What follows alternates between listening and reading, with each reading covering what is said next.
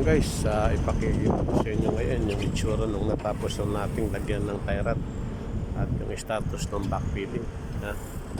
Ito guys, yung start natin from there.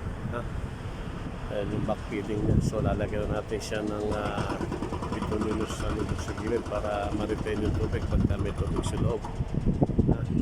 Ayan guys, yung status natin ngayon, yung backfilling natin. Tapos hanggang sa dulo na yan. Yan na itsura nung ating ginagawa ngayon guys.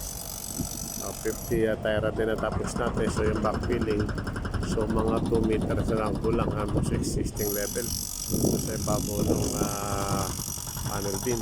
So yun nandun. Hanggang sa dulo na guys yung backfilling natin. Yan.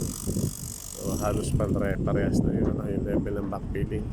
Ayun yung sa natin bago sa dulo, nagbabackfill pa rin doon sa 4950. So malapit na rin mag-level up siya doon sa kung ano level na to guys. So ayun na itsura guys ng ating tinatrabaho ngayon.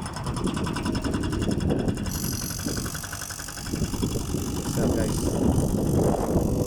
updating na natin trabaho na ginagawa dito na yung backfilling. So ngayon wala tayong tie rod ngayon at ikinukupsate ko muna yung backfill lang sa 50 and then saka ulit mag-ukay siguro mamaya.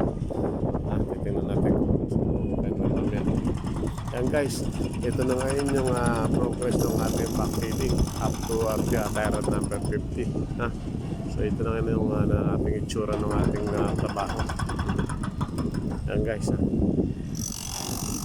tie rod number 50 na itong backfilling. So almost na nasa 1 meter na lang ang kulang natin doon sa dulo na yan guys.